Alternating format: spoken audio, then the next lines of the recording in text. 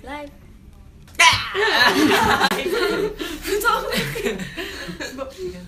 Ako po si Maymay. Hello, kapamilya. Hi, kapamilya!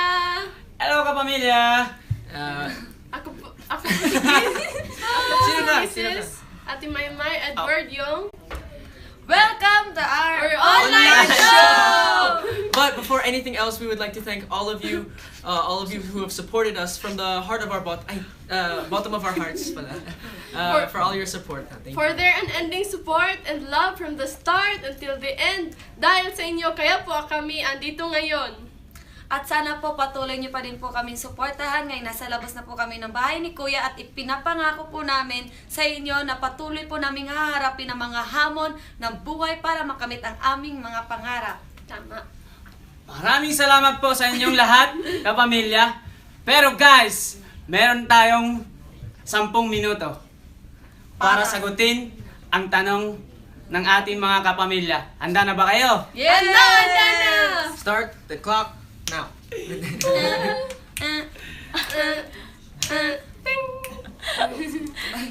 Ay, bubunot na. Isa-isa sige. na. Okay. Ano ba yun? Uy, ano yan? Okay, read the question and answer. Sige. From Rina How do you pronounce this? Ano? Aliena. Alieje. Rina Alieje. Nice to meet you.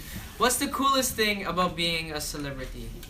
Actually, it's a little bit weird, the question, because none of us, we talked about it one time. It's weird to call ourselves celebrities now. It's we're just known, but it's really awkward to think of ourselves like that. Pero the coolest thing for sure is every time you feel down or you're having like you're having a bad day, and you see the support that you have from everyone. It's like a parang energy drink, and you feel better after that. So that's probably the best thing. Okay. What's next? What's super fitting sa akin yung sobrang natuwa ako nung natanggap ko yung question.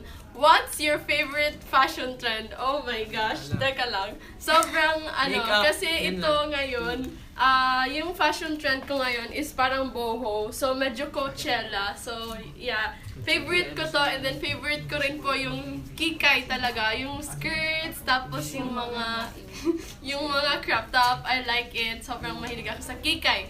And everything about fashion, I love. Ako din.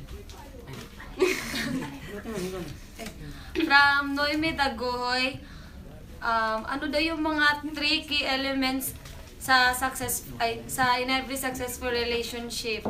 Ano po na relasyon po na friend, pag-ibig po? Sige, para kay Kisses, pag-ibig daw po.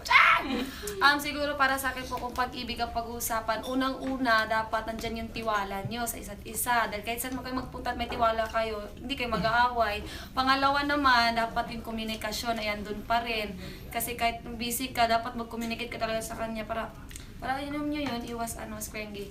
Tapos, pangatlo talaga, kahit nagmamahalan na kayo ng sobra, huwag niyong kalimutan na talagang hindi kayo marunong magmahal kung hindi kayo minahal ng Diyos. Kaya yun lang, isenter niyo lang yan si God sa relationship niyo. Tama siya. Yongske. From James Santos. If you can, if possible, that its first thank you will be siguro If you can go invisible, Yeah. what is the first thing you will do then? tama na nga ako. Ay, sorry. Siguro po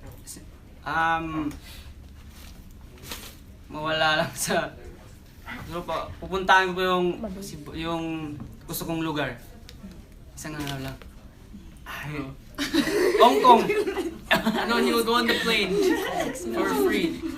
He will go to Hong Kong. Hong Kong. Walang No, bayan. no. Yeah, next question. Ilang question ba? Under mag 10 minutes. Tapos na. From Aldea Mendoza, what's the last song you listened to? Actually, hindi ko alam. Wait, I'll check. I'll get back to you. My You. Ano? Next, no, I don't sige know po. that's the last song I listened to. Do you believe in destiny? Ay, aba, syempre naman. I believe in destiny. Kaya nga destiny na manalo po ng big winner. Yun po. Okay, ito. Describe your first crush. Ito, yung uso kasi, yung first crush ko is grade 3. Kasi sabi ng mga classmates ko, uy, magka-crush ka dapat kasi abnormal kung hindi ka wala kang crush. So, naniwala naman ako. So, nagkaroon ako ng crush bigla. Sabi ko, oh, sige, ito na yung crush ko. Yung crush ko is yung seatmate ko sa math. And then, yung seatmate ko sa math, naging crush ko siya kasi sobrang matalino siya. Siya yung nagtuturo sa akin mag-multiply noon. So, siya yung naging crush ko. Tapos, medyo chinito rin kasi siya. So, sobrang naging crush ko siya. Like, kahit na hindi niya ako pinapansin, parang sobrang crush ko siya noon. Yun lang. Oh, and since I checked the last song I listened to, it's In the Running by Sammy Farrow. I don't know if you guys know it, but it's a good song. Check it out. Thank you, Althea Mendoza. Love you, Mama Chip Chip.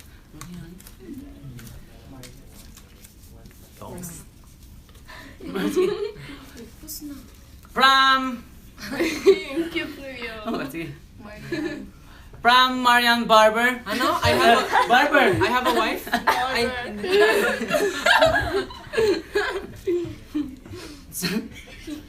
Saan malakas kiliti mo? Sa ano po? Sa kilid. Sa kiliko. Kilikili, wala yan. Wala. Wala. Dito, Ito yun. Wala. Sa paa. Dito na. Wag na. Oh, sige, go.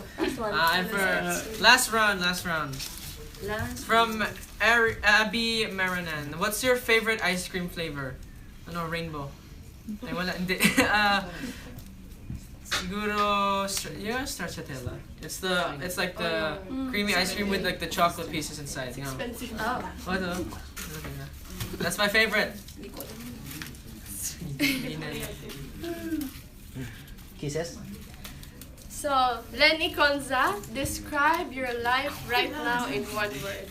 My life right now is a blessing. Kasi lahat ng mga inaasam ko mga pangarap, I'm on my way to it and the best is yet to come. Kaya sobrang blessing yon. And I'm so excited to discover na mga bagong bagay and so excited na makasama pa sila at mapasaya kayo.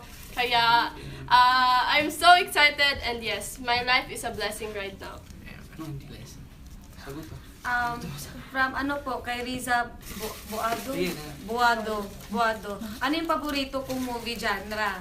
Para sa akin, siguro talagang napaka-top talaga yung horror movie! Kasi love na love ko yung mga dugo-dugo. Oo, kasi gusto kong malaman kung paano nila ginagawa yun. Parang, ang galing talaga nila. Yung parang, sige po. Mahilig po ako doon. Dito sa dulo na ako. Nari Prentos. Preston. Ano ang kailangan kong gawin para mapangili? Maging crush. Ako nga ng crush ko. Siguro, ipakita mo lang sa kanya na yung pagiging pagka-crush mo sa kanya tulad ko, napakita ko sa loob. At saka sabihin mo din sa kanya na crush mo siya. Para malaman niya na crush mo. Oh. Para pagdating na sa bahay, kiligin yun, hindi makatulog. Alam niya. Kaya ako, pag may feelings ako sa tao, sinasabi ko. Galing! Para may-yes ka. O sige, sabi. Sino crush mo? Oh, go yun. Tulad ng sinabi ko sa loob ng bahay, yung, tanong si Ate Tony, na-crush ko ba si Kisses? Sinabi ko yes. Totoo yun. Sige. Si Kisses. She's not gonna sleep tonight. She's too tired. She's too tired. Yun lang, sabihin mo lang yung nararamdaman mo para... Scrangy. Ano daw abangan sa inyo ngayon tapos na yung PBB? Ano Ano ang abangan sa inyo? Okay. Abangan nyo kami sa ASAP. Sa susunod.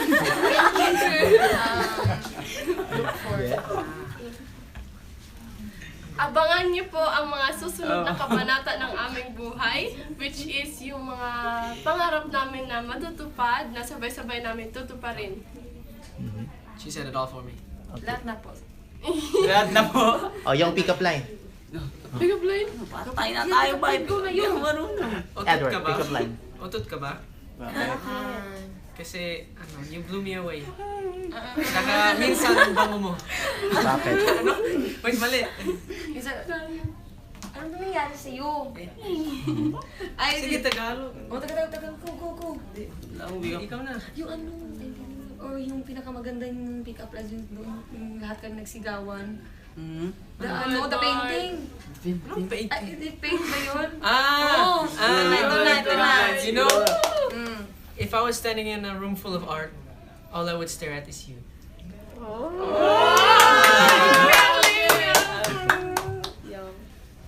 That's Go yan. Go! 2, 3, go!